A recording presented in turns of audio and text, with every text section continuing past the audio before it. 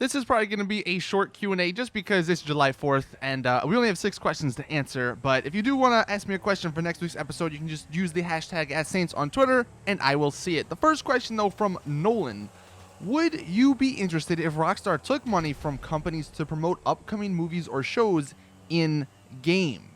So that's the thing with Rockstar games, right? They don't ever use like 100% stuff from real life. They make fun of certain companies. Like, I mean, I was just noticing this the other day. The Shame and Fame or whatever it's called in GTA, that's making fun of, American Idol and shows like that. I mean, the most prominent example is the cars. The cars, none of them are 100% the cars in real life. And one that has to do with if they wanted to use the cars in real life, I think they have to go out and pay for the rights to use them in the video game. They probably don't want to do that, so they figured, why not just make our own that looks sort of like the cars in real life? But what would I think, or would I be interested in if Rockstar took money from companies to promote upcoming movies or shows in-game? I mean, it would be different, like, completely, and I feel like a lot of people are gonna not want that to happen, especially like the hardcore GTA fans. The only sort of cool dynamic that this would bring is that it would just feel more personal. Like if you, for example, put on the TV and you saw like a commercial of an upcoming movie in real life or something, that would be kind of cool. I don't know if I would actually want it in the game though. I mean, it is weird in single player at least, because there are a few mods out there that basically replace all the billboards in the game with real life billboards of upcoming movies or whatever the case may be, and it does look out of place.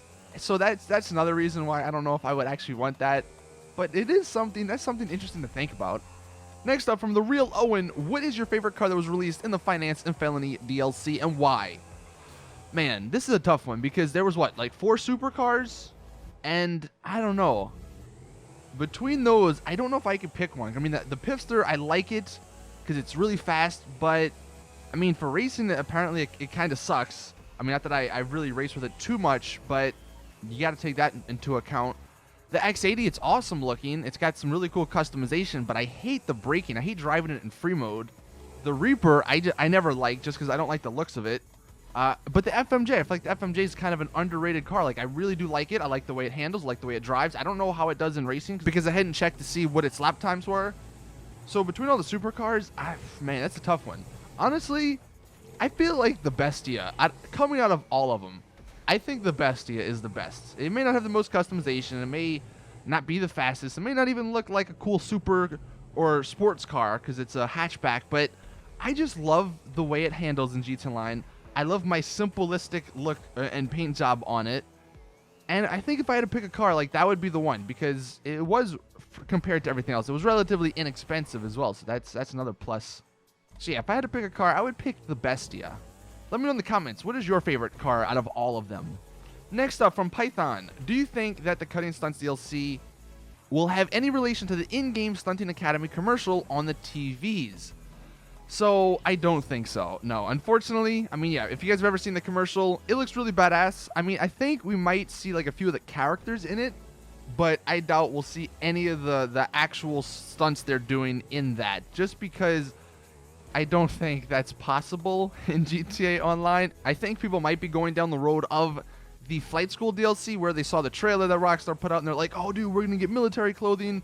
We're going to be able to go to the gym, freaking get bigger in the game. And no, that was just NPCs acting it out. So I think that's kind of what's going to happen. It's not going to be anything like the commercial in the game.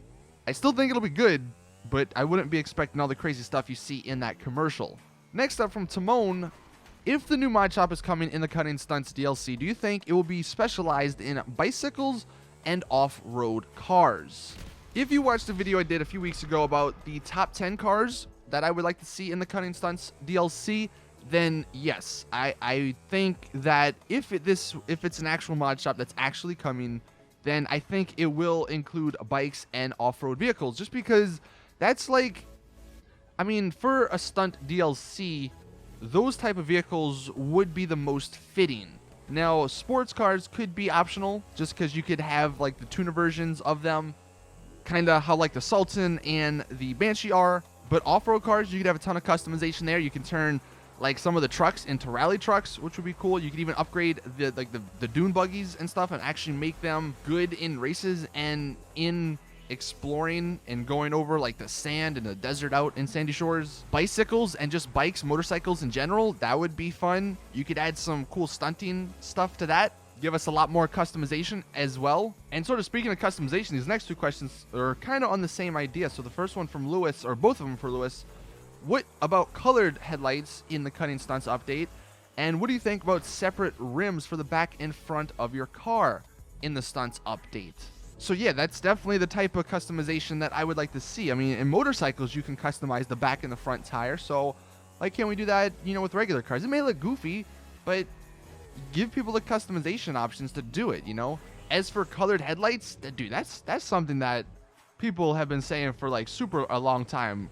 I mean, we got neon lights. So give us some colored headlights. Give us some colored windows, like colored tinted windows. That would be cool.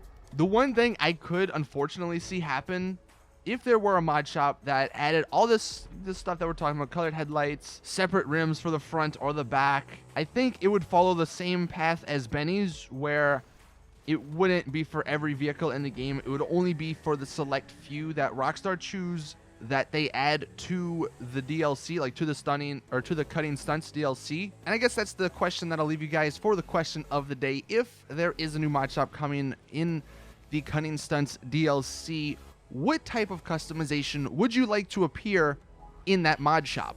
I mean, for example, with Benny's, we got the hydraulics, we got the liveries, and we got the interior customization. What sort of stunt specific would you like to see in this new hypothetical mod shop? Let me know in the comments. See you all in the next one. Drop a like if you did enjoy. Have a great July 4th if you are celebrating it. Subscribe for more awesome GTA content. Again, you can ask me these questions on Twitter. See you all later, though. As always, it's your boy Saintsfan. I'm out. Peace.